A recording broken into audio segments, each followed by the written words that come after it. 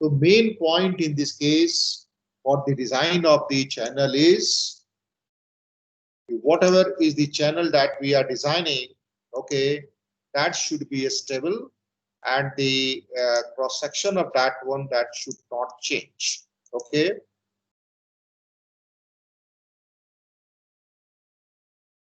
Okay.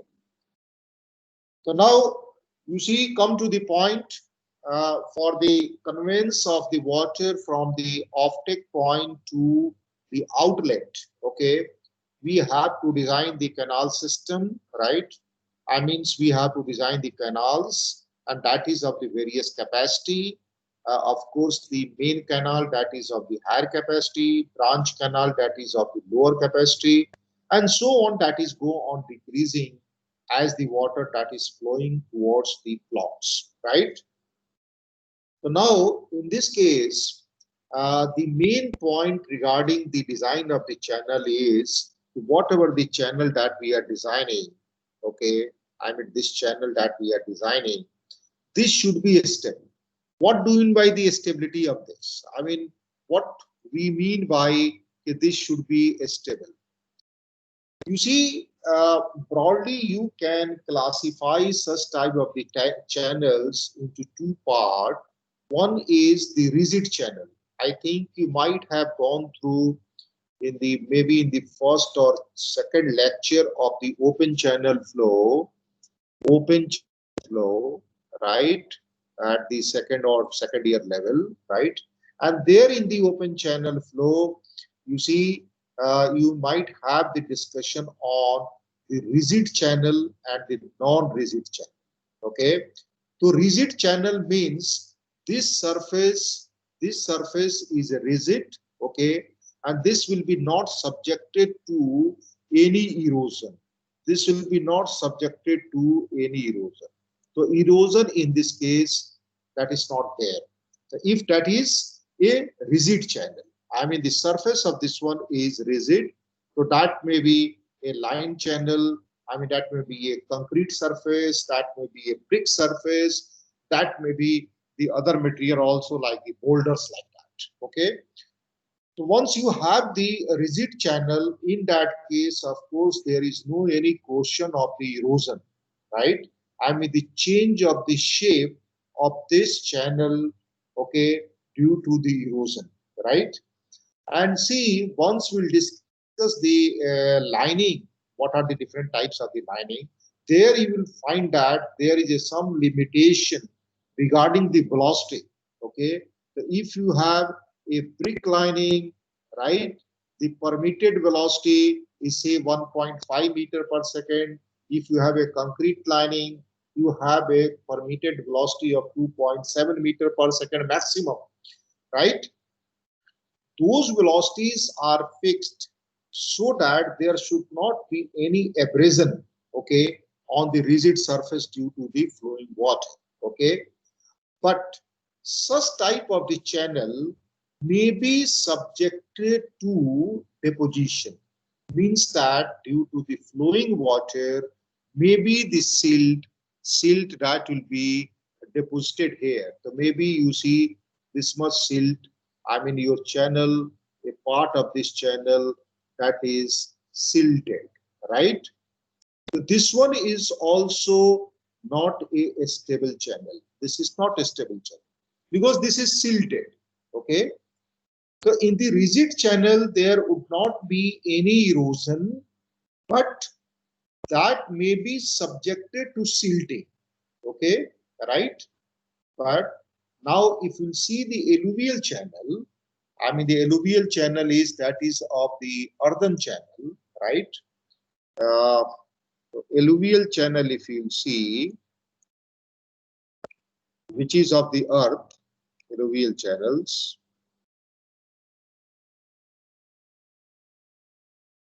right? Which is of the earth. Okay. So here, let us say you have alluvial channel, right? And this one is the water level. So since this is a alluvial channel, this is of the earth. Okay.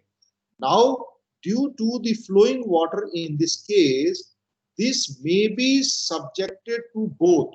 This may be subjected to both means that may be subjected to erosion, and that may be subjected to silting also. Last way. So this may be subjected to erosion, and this may be subjected to silting also, or deposition also. So there may be the silting there also. So such type of the channels, that is the alluvial channels, of course it is very difficult to maintain the alluvial channel, because in that case the shape of this channel, right, it is very difficult to maintain the shape. Reason behind that one is, if the discharge that will vary, in that case, okay, I mean if the discharge is increasing, okay, then there may be the erosion. And if the discharge is decreasing and more silt is coming, then there will be a silting. So now what we have to do in this case, whatever the discussion that we have in this particular chapter, we have to come out with channel. That channel, that channel is a stable channel, right? This is a stable channel, and this stable channel, whether this is a rigid, okay, I mean whether this is a rigid channel, or this is a alluvial channel, whether this is having a clear water, or whether this is having a sedimented water, or sediment laden flow. I mean, these are the 4 points, and there may be the combination of this. I mean, the combination may be the rigid and the clear water, rigid and sedimented water, alluvial channel, clear water, alluvial channel, sedimented water. Okay. So virtually here we'll get the 4, you see the combination of this one. And we have to design the channel in such a way that this section that should not change. So once this section will not change, this is so called the stable channel, right? So this is a very important part. Maybe you see, let us say in the alluvial channel with the clear water, this is stable. But if this is alluvial channel and the sedimented water or the sediment laden flow water, then this will be not stable. So have you understood the background of the design of the channels? I mean the canals. Channel is a general name, okay? So any open channel conduit, right? That is so called the channels, right? But the canal, this is a specific. Canal is a specific. I mean your canal is a channel, your drain is a channel, right? Your river is a channel. So this is a channel is a general, right? So have you understood this? The background of this one. I mean, you should know right in the beginning what we are going to discuss here. Okay. So I'm just going to summarize here. We are looking for design of a channel that should be stable, right? That channel may be rigid channel or the alluvial channel, and may be carrying the clear water or the sedimented water. Okay, right? You see, this one is not so easy. Even though, let us say, you are designing for one combination, you are saying that you are designing for a alluvial and the clear water, alluvial and clear water, okay, right? And this one you are designing for a particular discharge. See, whatever the exercise that we'll do for a given discharge. And we'll say that that discharge is a design discharge of this channel, right? But this channel that may have discharge higher than that one also, and maybe lower than that one also. Okay, and in that case, of course, the geometry of the channel that will change. The channel will be no more in the stable condition, right?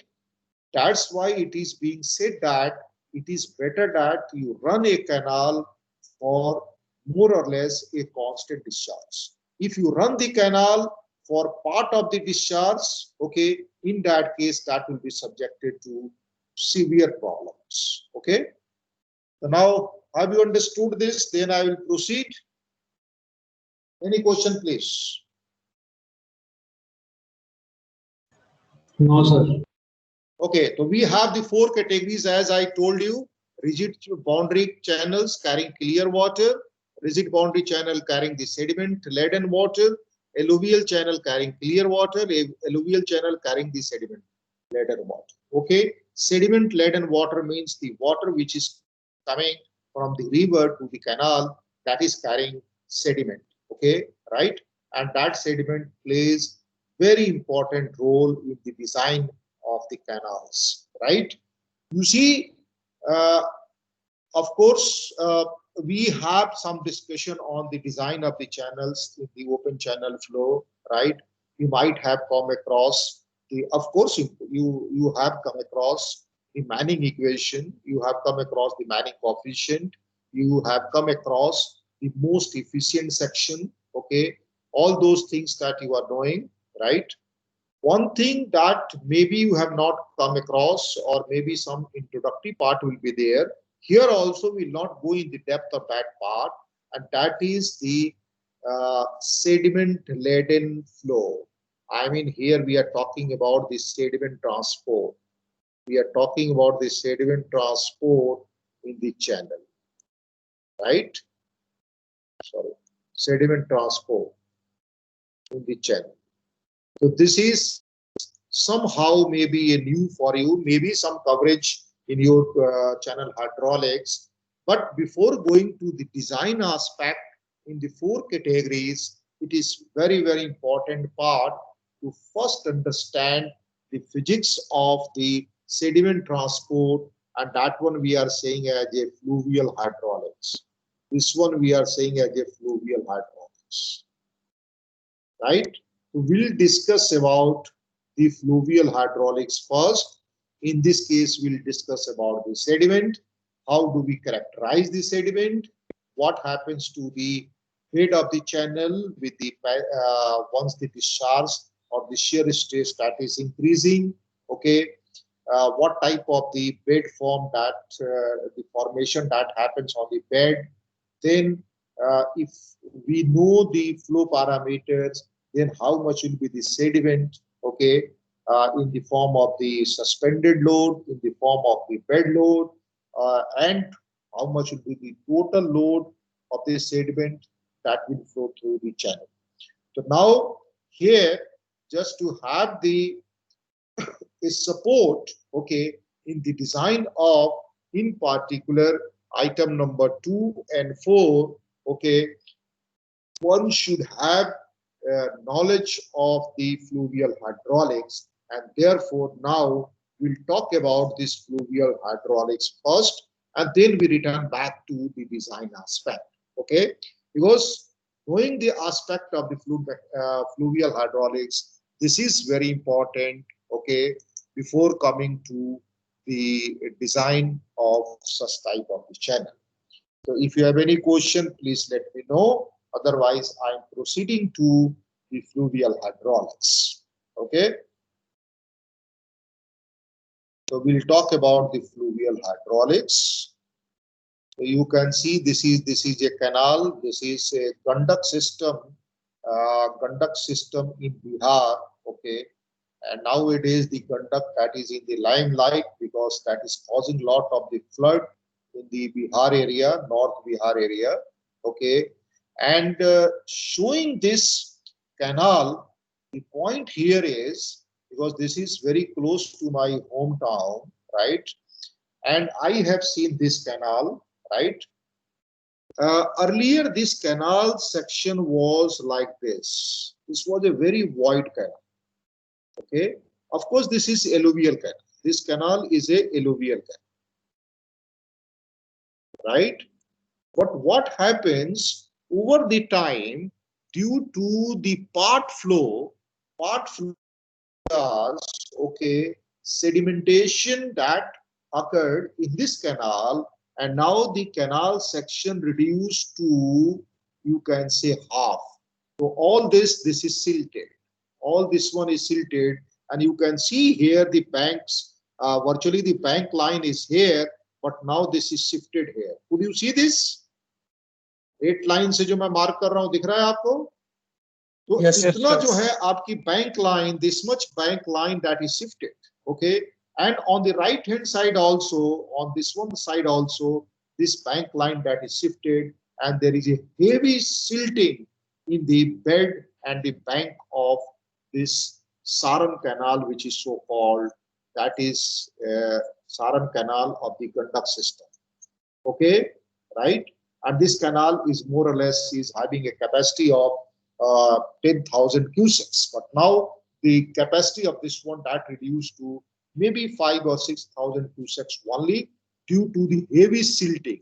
So this is a very heavy silting here, and that's why I'm saying that, okay, if you are designing a canal for a particular discharge, and if you run that canal for part of the discharge and for the low discharge, in that case, you see there would be a lot of the problem, in particular the heavy silting that will be there, and it will be very difficult, okay, to, you see, dredge out, okay, or desilt this. So this will be very difficult to desilt this one, right?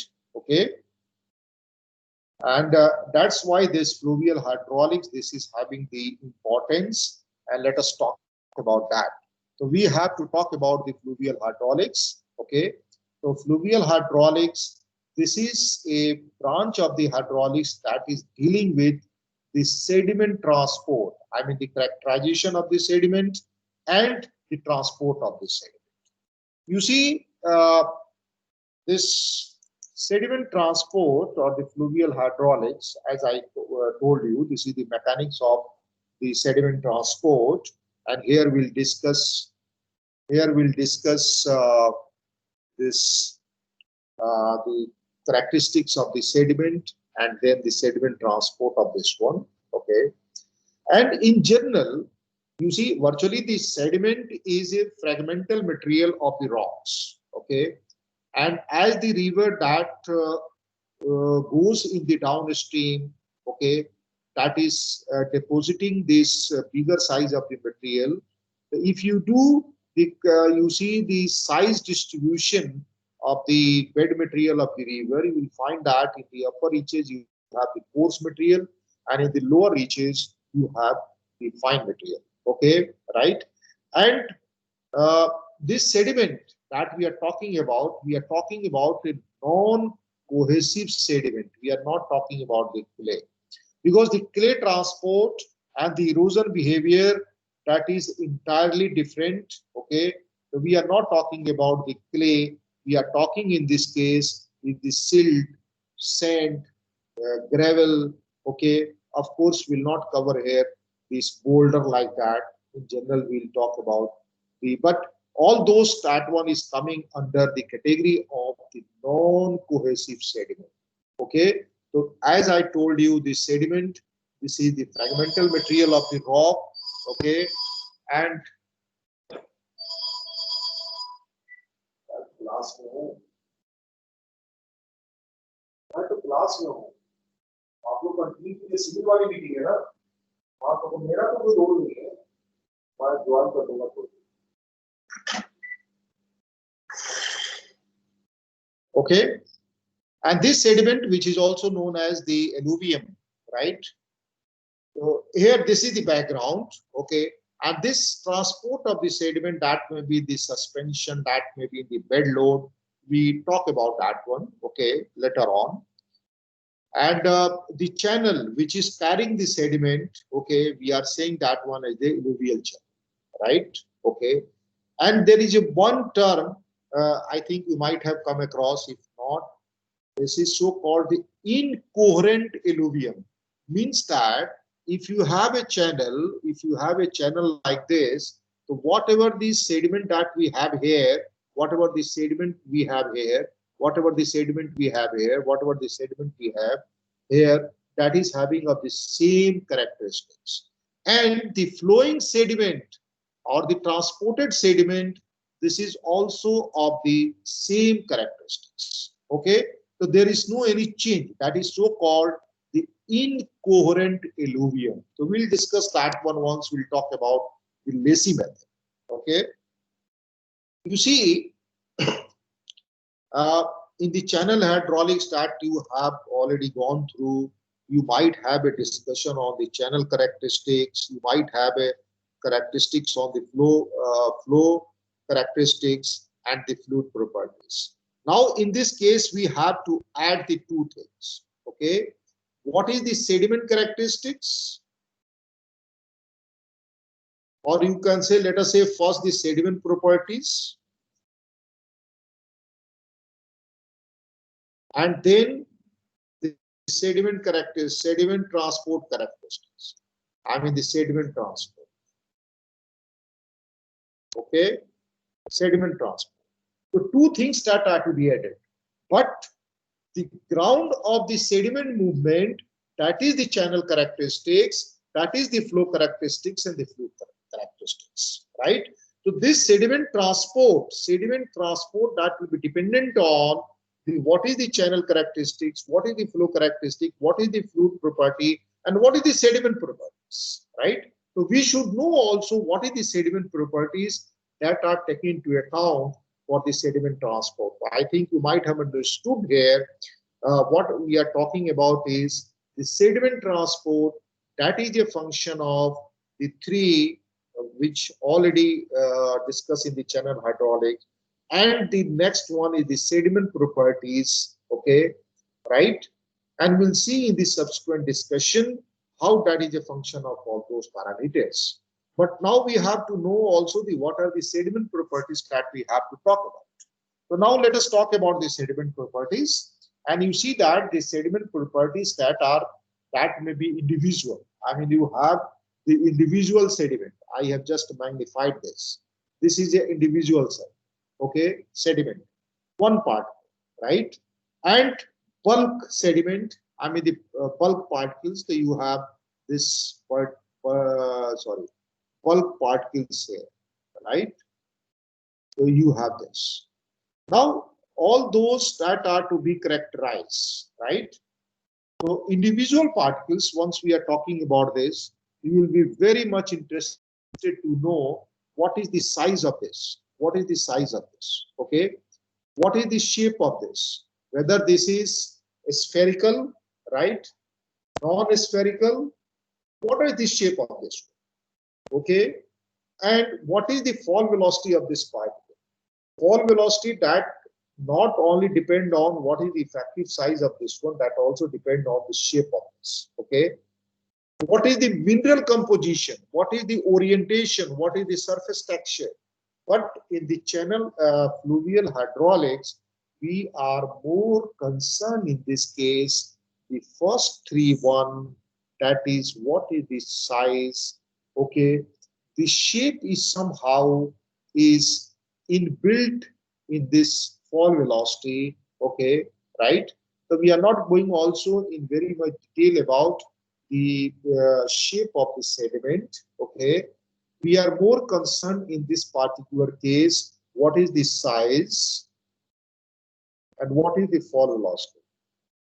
Fall velocity means if you have a sediment particle and if you put that one in the stagnant water, then what will be the fall velocity of that? Then coming to the bulk properties, in this case, I mean, once you have the bulk of the sediment here, okay, you'll be very much interested to know what is the particle size gradation.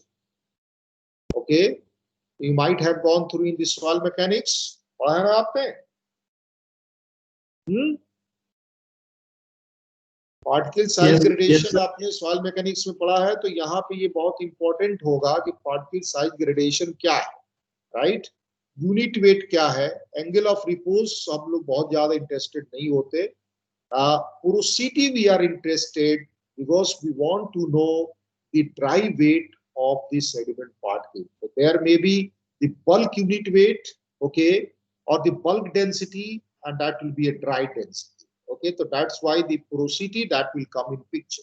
Okay, and since the sediment is never uniform, okay, right, that is always non-uniform, I mean that is having of the different shape, like the one gradation that is shown here. You have this gradation here, and you can see here uh, for the different, let us say, the median size of this one is of the order of 0.3 mm. Okay, but this one is varying from a size of 1 mm to 0.01. I mean, here the variation of this material is 0.01 to 1 mm, right? 1 mm, right? So now if you work only with this, right, 0.3 mm, then of course the distribution that will not account for, and for that the standard deviation that is being introduced, but I'm not going the depth of that. The only thing that I want to tell you, once we are going for a sediment transport, okay, in that case the sediment transport, okay, I mean the sediment transport here QS, this is a function of the size of the particle. So if you have a bigger size of the particle, you have different sediment transport for the same flow characteristics.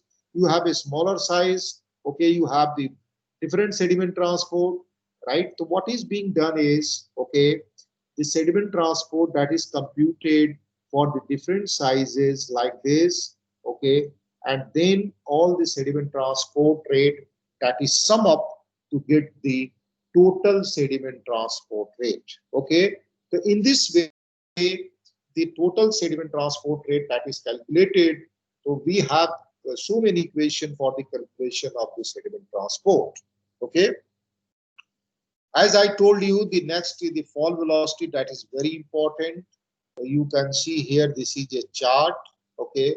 There are a number of equations that are available in the literature for getting the fall velocity. So here, what do you mean by the fall velocity is, let us say you have a container here, and this is the water level, and we have the some sediment particles here, and once the sediment particles start will fall here, with what velocity this will fall, that is the omega, okay. So this will fall velocity, this will move with the omega, I mean the fall velocity. But this is in the stagnant water. I think you might have gone through the Stokes law. Stokes law, right? Okay. So this is the fall velocity. This is very important, and this fall velocity is virtually a function of the viscosity of the fluid, and the viscosity of the fluid is a function of temperature, right?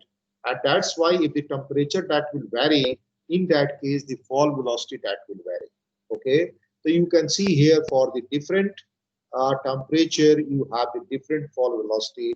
Of course, for the higher temperature you may have a higher fall velocity, and this is very important component in the case of the sediment transport, okay.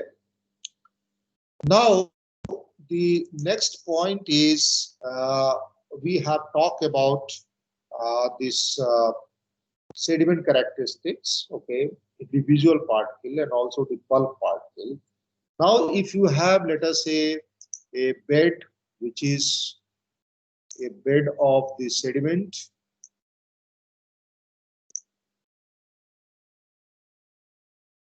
so you have here a bed, okay, and of course this is having the sediment particles. I am giving a bigger size of this one, and this one is the water surface, and you have the flow, right? Okay, and you might have gone through, of course, if you have a channel, right, and having, let us say, the hydraulic radius r, and the slope of that one, the energy slope of that one is s. So what is the shear stress that is acting here? This tau naught is equal to, बोलिए, अगर एक channel है उसकी hydraulic radius r है, जो is s, then how much is the shear stress that will act? Gamma r s naught. gamma RS. So here this will be the shear stress that is acting on this particle, that will be equal to gamma RS, right? So of course this is Newton per meter square, right? So you can get the exposed area of the surface of this particle. I mean, if I magnify this one, then here, of course, this is the bed and the sediment particle is here, right? So this one is subjected to a shear stress tau naught, right? Which is the gamma RS. Now see, this sediment particles, right, may dislodge from here. यानी यहां से ये उठ सकता है, नहीं भी उठेगा. That depends on the value of the tau naught. So if you have a low value of the tau naught, in that case, this sediment particle that will not dislodge. Okay, this will not move. But if you increase the discharge, if you increase the value of the R and S, okay, in that case, the shear stress that will increase and the forces that is acting here, okay, that will increase and that may move this. Now the movement of this particle, I mean, this is the bed and this is the sediment particle here. I am giving a bigger size. Now this movement of this particle due to this flowing water, that may be rolling. This may roll, okay, and roll, and that will move in the downward direction. Okay, so there will be two movement of this one. This is rolling also and moving also. Maybe this particle, this will jump, okay, jump, and then that will fall here. Okay, I mean, but that will be very close to bed. This is the bed, right? Maybe this will slide. I mean, this particle that will not roll, this will slide. Okay, this will slide like this. So here, this movement of this particle, that may be the different type. Okay, that may be sliding, that may be you see the rolling. Okay, and this one is which is rising here and that is falling. This is so called the saltation.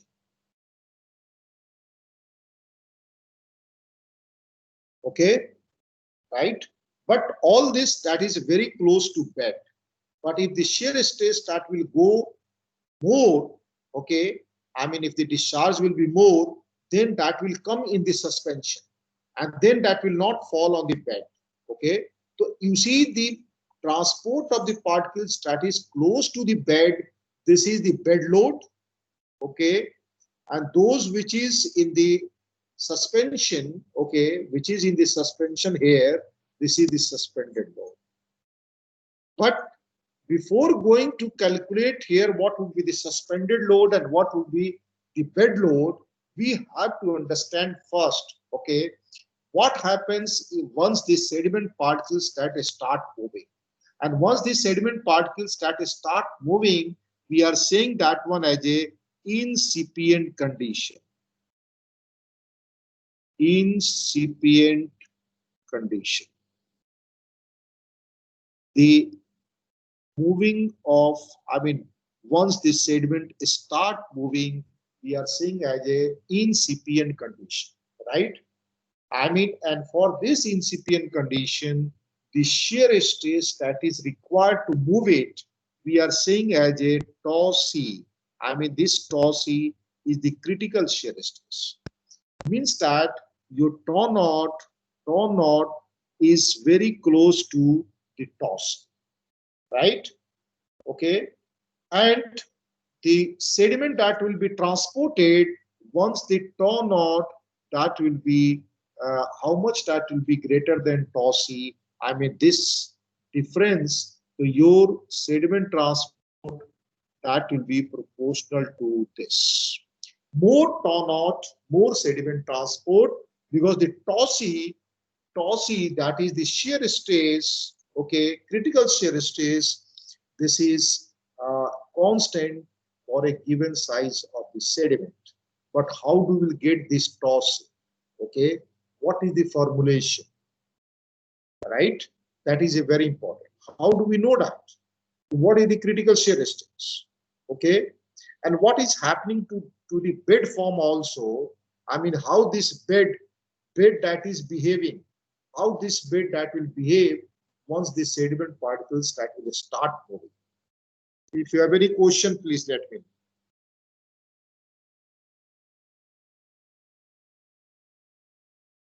Yes, please. If you have any question, please let me know. No, sir. Any question, please? No, sir. Okay. तो हम लोग बात कर रहे थे इंसिपिएंट motion of sediment, जो कि मैंने आपको एक्सप्लेन किया. Okay, right. Now for getting this incipient condition, right, or the critical shear stage, there are different approaches, right? I mean, the three approaches that I have mentioned here is the competent velocity approach, lift force approach, and the critical tractive force approach. Okay, right? Let me explain this, what actually mean this competent velocity approach. Now, in this category, competent velocity approach, the incipient condition is related to the velocity, right? Okay, means that you have the surface and you have, let us say, this is the sediment particles. The movement of this one is related to what is the velocity and what is the critical velocity. I mean, the UC. UC is the critical velocity. Critical velocity means once this is a start moving, and U is the incoming velocity. And here the sediment transport, again, that is proportional to U minus UC, right? In the lift approach, okay, I think you might have gone through in the course of the fluid mechanics, the lift and drag, right? So on any particles, the lift force or the drag force, FD, let us have saying that the FD or the lift, that is equal to CD area, okay, and rho U square by 2. So this is the drag force, and once we write CL, that will be the lift coefficient, and this will be the FL, that will be the lift force. So this is subjected to a lift force FL, okay, right? And that FL is equal to FL equal to CLA rho square by 2, okay. And since this is particles is having this weight also, but this weight, that will be a submerged weight, and this is the WS, is the submerged weight. So this particle will lift once this FL, that will be greater than the submerged weight. Okay. So concept here of the critical, you see the lift approach, lift force approach is this one. I mean, getting the incipient condition, okay, on the basis of the lift force approach, where the lift force is more than the submerged weight, okay, right? Then coming to the critical tractive force approach. This is similar to the lift one, but let me explain in the next slide, okay. Here the concept is, you have this bed, this is bed, and this is the sediment part, right? So this one is a sediment particle here. This is the sediment particles. Now, due to the flowing water, and let us say at this height, we have the velocity here, UD. UD is the velocity at that height, and this particle, this is the sediment particles, okay. So this is subjected to that much velocity, right? And this will exert a force on this, and that one we are seeing as a FD, which is the drag force. The force which is acting on this is the drag force, Okay, so this is the drag force which is acting FD. An expression I had already written there. Okay, FD is equal to CD A rho U square by 2. So U in this case is the UD because velocity here is this. Second force in this case is, since this is the WS is the submerged weight, okay, and if the weight, if force is acting, then if uh, if we multiply with this friction, then we can get how much will be the frictional force. So I am writing here, let us say, the frictional force, right? So if this FD is greater than frictional force, okay, in that case, sorry, in that case, there will be the motion. I mean, the sediment particles that will move. So this is a critical tractive force approach, right? Okay. So let us see the one formulation that is being done by the shield, right? And I think you might have heard about the shield curve for getting the incipient flow condition or the critical shear stress. Okay, so I will, you see, explain this, then I will close. Now the drag force, you have seen that is the CD area. Now the area here is pi by 4 d square, but pi by 4 d square is the case once have a spherical surface, and that's why pi by 4 that is replaced by k1, okay, which is taking care of the shape of that particle. D square is okay, 1 by 2 rho ud square. So this is part fine. Then coming to the submerged weight. The submerged weight here is of course d to the power 3, k2 is taking care of the shape, and rho s minus rho by g. Rho s is the mass density of the sediment particles. Okay, I mean this is the uh, uh, dry unit weight, mass density of this, right? Now, what we have to do in this case is virtually what we are looking for. We want to express this UD in the terms of shear Reynolds number. Okay, so you might have gone through for the a smooth bed. This is the velocity distribution. UD by U star, okay, is a function of U star Y by mu. Mu is kinematic viscosity, and Y is, of course, from here, the surface Y, right? And this one is the shear, Reynolds number, right? So now UD by U star is a function of this, right? And this one we are writing as a R star. R star is, of course, the shear stress Reynolds number. So UD by this one is this, okay? And you might have seen in the fluid mechanics, the CD drag coefficient is a function of Reynolds number. So in this case also, the CD that will be a function of the Reynolds number. So this is also a function of RST. Okay. Now, if you substitute this one here, right? If you substitute that one here, because you see the F1, you are getting this, okay? And if you that will be equal to this, right here. And if you rearrange this term, if you have rearranged this term, then that rearrangement is giving this. Rho U star C is given because this is related to critical, okay? A square by rho S minus rho GD. What is U star? U star is the shear velocity. U star is shear velocity.